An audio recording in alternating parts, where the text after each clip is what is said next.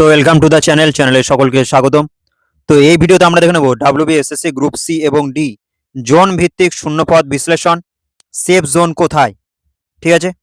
তো ৮,৪০০ প্লাস পদের data decoding এবং নিয়োগের কৌশলগত রূপরেখাও এই ভিডিওতে আমরা দেখে নেব। দেখো গ্রুপ সিতে কত ২,৯৮৯টি পদ রয়েছে, আর গ্রুপ ডিতে ৫,৪৮৮টি শূন্যপদ রয়েছে। তো দেখো, গ্যাজেটের নির্দেশিকা অনুযায়ী কাট আপ এবং চূড়ান্ত নিয়োগ প্রক্রিয়া সম্পূর্ণভাবে রিজিয়ন ভিত্তিক কিন্তু হবে। ঠিক আছে।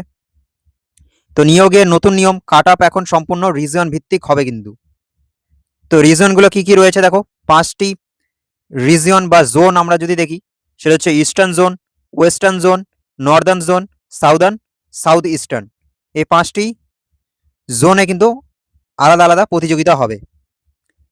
দেখো, সেন্ট্রাল কাট আপ সেন্ট্রাল কমিশনের মাধ্যমে কোনো একক মেধা তালিকা কিন্তু প্রকাশ করা হবে না। ঠিক আছে, জোন ভিত্তিক হতে চলেছে কাট আপ।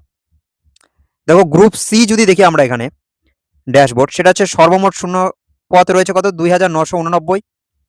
তো দেখো, এখানটা ওয়েস্টার্ন জোন গ্রুপ সি এর ক্ষেত্রে মেল ফিমেল, এখানে ওয়েস্টার্ন জোনে 600 মেল ফিমেল যে ভ্যাকান্সি রয়েছে সেখানটা 629টি ভ্যাকান্সি রয়েছে এখানে। নেক্সট অনলি ফিমেল 86টি। ঠিক আছে। তো টোটাল এখানটা 723টি ভ্যাকান্সি রয়েছে ওয়েস্টার্ন জোনে, গ্রুপ সি এর ক্ষেত্রে বলছে এটা। ইস্টার্ন জোনে যদি দেখি, ইস্টার্ন জোনে দেখো সেখানে মেল ফিমেল 559টি মেল ফিমেলের ভ্যাকান্সি রয়েছে, অনলি ফিমেল 121টি, টোটাল 717টি ভ্যাকান্সি রয়েছে। নেক্সট নর্দার্ন যদি দেখি, এটা মেল ফিমেল 504টি, অনলি ফিমেল 91টি সিট রয়েছে, মানে শূন্যপদ রয়েছে, আর 615টি টোটাল এখানে নর্দার্নে।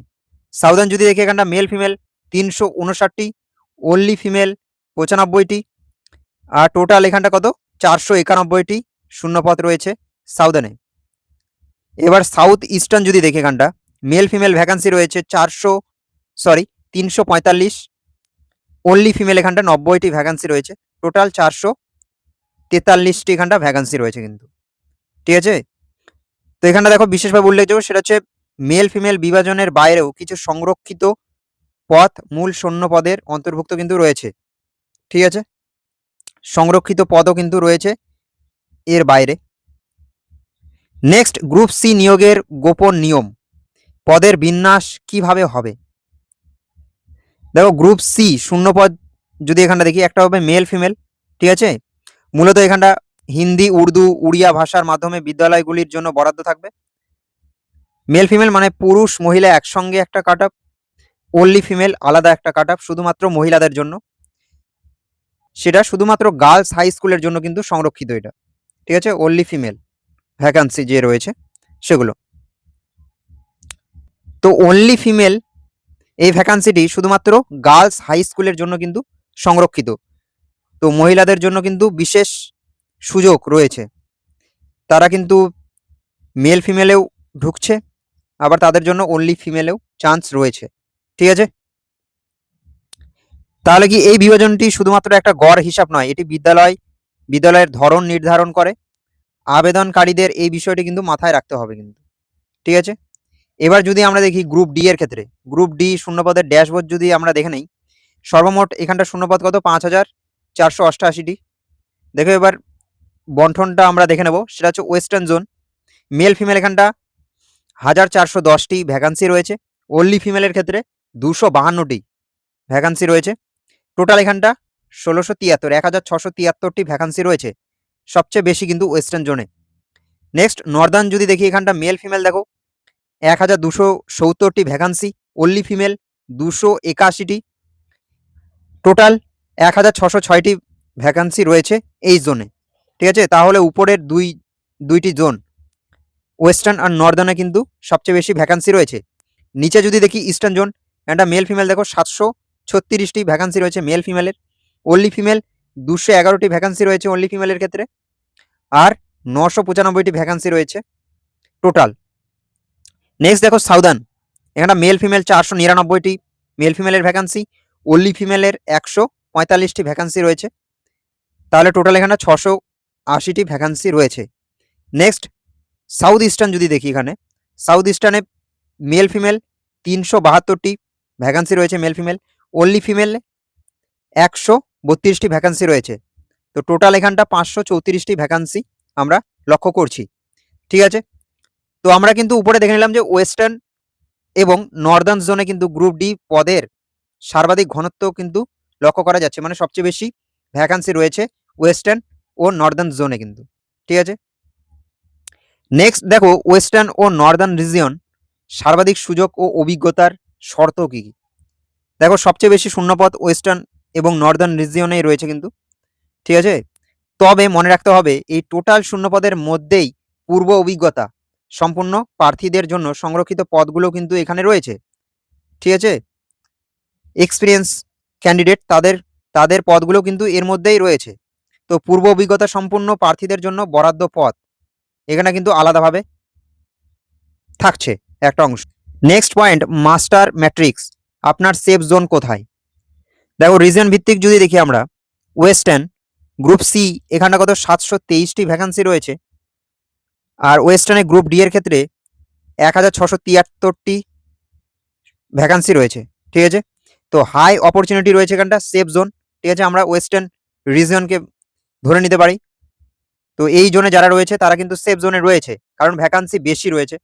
নেক্সট নর্দার্ন রিজিয়নে দেখো 615টি এখানটা রয়েছে গ্রুপ সি এর ক্ষেত্রে, আর গ্রুপ ডি এর ক্ষেত্রে কিন্তু 1606টি এখানটা ভ্যাকান্সি রয়েছে শূন্যপদ। তো এখানটাও কিন্তু হাই অপরচুনিটি এবং সেফ জোনে থাকবে যারা এই রিজিয়নে রয়েছে। তো ওয়েস্টার্ন আর নর্দার্ন কিন্তু সেফ জোন। নেক্সট যদি দেখি ইস্টার্ন জোনে এখানে কিন্তু 717টি ভ্যাকান্সি রয়েছে গ্রুপ সি এর ক্ষেত্রে, 995টি ভ্যাকান্সি রয়েছে গ্রুপ ডি এর ক্ষেত্রে। তো এখানে কিন্তু মডারেট বলতে পারো, ঠিক আছে। নেক্সট সাউদার্ন রিজন যদি দেখি, এখানে 491টি রয়েছে গ্রুপ সি এর ক্ষেত্রে, 680টি রয়েছে গ্রুপ ডি এর ক্ষেত্রে ভ্যাকান্সি। এখানে কিন্তু লো, সুযোগের মাত্রা কিন্তু এখানটা নিচের দিকে নামছে, কারণ ভ্যাকান্সি কমছে। এবার যদি দেখি সাউথ ইস্টার্ন, এখানে 443টি ভ্যাকান্সি রয়েছে গ্রুপ সি এর ক্ষেত্রে, 534টি ভ্যাকান্সি রয়েছে গ্রুপ ডি এর ক্ষেত্রে। তো এখানে কিন্তু হাই রিস্ক রয়েছে, ঠিক আছে, কারণ ভ্যাকান্সি কম, প্রার্থীর সংখ্যা বেশি এখানে। তো এই তুলনামূলক বিশ্লেষণে একটা স্পষ্ট ধারণা পাচ্ছি যে গ্রুপ ডি এর ক্ষেত্রে ওয়েস্টার্ন এবং নর্দার্ন রিজিয়ন সর্বোচ্চ সুযোগ রয়েছে এখানে। সাউথ ইস্টার্ন রিজিয়ন প্রতিযোগিতার চাপ কিন্তু সর্বাধিক রয়েছে, ঠিক আছে। দেখো প্রতিযোগিতার সমীকরণ, শূন্যপদ কিভাবে কাট অফ নির্ধারণ করবে। একটা রয়েছে রিজিয়ন ভিত্তিক শূন্যপদের তারতম্য, সেকেন্ড আবেদন সংখ্যার অসম বন্টন, নেক্সট ভিন্ন কাট অফ স্কোর। তো এই তিনটে বিষয় কিন্তু নির্ভর করছে কাট অফ নির্ধারণে, ঠিক আছে। দেখো যেহেতু কাট অফ রিজিয়ন ভিত্তিক হবে, তাই যে অঞ্চলে শূন্যপদ বেশি সেখানে আবেদন সংখ্যা এবং কাট অফ স্কোরের গতি প্রকৃতি সম্পূর্ণ ভিন্ন হতে পারে কিন্তু। আর একটা কি, উচ্চ শূন্যপদ মানেই স্বয়ংক্রিয়ভাবে সহজ সুযোগ নয় কিন্তু, এটি আবেদনকারীর ঘনত্বের ওপর কিন্তু নির্ভর করবে, ঠিক আছে। এই বিষয়গুলি মাথায় রাখতে হবে। অপ্রকাশিত তথ্য, ক্যাটাগরি রোস্টারের জন্য অপেক্ষা। বর্তমান তথ্য শুধুমাত্র কি সামগ্রিক শূন্যপদ প্রকাশিত হয়েছে, আর কি ভবিষ্যতের তথ্য যেটা আমরা জানতে পারবো সেটা হচ্ছে ফলাফল কাট অফ বেরোনোর সময় নির্দিষ্ট রিজিয়ন নিজস্ব সংরক্ষিত আসনের তালিকা প্রকাশ করবে কিন্তু একটা। তো এটার অপেক্ষায় করতে হবে আমাদের। তো কি সেন্ট্রাল কমিশন এই ক্যাটাগরি বিভাজন এসসি এসটি ওবিসি ইডব্লিউএস এইভাবে কিন্তু প্রকাশ করবে না, সম্পূর্ণ রোস্টার প্রকাশিত হলেই সংরক্ষিত আসনের প্রকৃত চিত্র আমাদের কাছে পরিষ্কার হবে। দেখো রেজাল্টের আশায় বসে থাকলে হবে না, তোমাদের প্রস্তুতি চালিয়ে যেতে হবে। যাদের কাট অফ ভালো রয়েছে, হিসেব করে ভালো আসছে স্কোর, তারা কিন্তু ইন্টারভিউয়ের জন্য প্রস্তুতি বা টাইপিং টেস্টের জন্য প্রস্তুতি শুরু করো। গ্রুপ সি এর ক্ষেত্রে টাইপিং টেস্ট, গ্রুপ সি এবং ডি এ উভয়ের ক্ষেত্রেই ইন্টারভিউ প্রস্তুতি লাগবে। তো এই সব প্রস্তুতি কিন্তু শুরু করো, কারণ যে কোনো মুহূর্তে তোমাদের ফল প্রকাশ হতে পারে, ঠিক আছে। তো যারা ইন্টারভিউয়ের প্রস্তুতি নিচ্ছ তারা আমি বলবো চ্যানেলের প্লে লিস্টে গিয়ে দেখতে পারো, অনেক কয়েকটি ক্লাস করানো হয়েছে ইন্টারভিউয়ের, সেই ক্লাসগুলো করতে পারো ধরে ধরে, যাতে তোমাদের কনফিডেন্স বুস্ট হয়, তোমরা জানতে পারো কি কি কোশ্চিন হয়, সেই ক্লাসগুলি করতে পারো। আর যারা সেই পিডিএফগুলো চাইছো, সেই ক্লাসগুলোতে নাম্বার রয়েছে, হোয়াটসঅ্যাপে মেসেজ করে পিডিএফগুলো সংগ্রহ করতে পারো। ঠিক আছে, তো আজকের ভিডিও এই পর্যন্তই, একটা তোমাদের পরিষ্কার ধারণা দেওয়া। তো থ্যাংক ইউ ফর ওয়াচিং। ভালো লাগলে অবশ্যই ভিডিওটিতে লাইক এবং কমেন্ট করে যেও।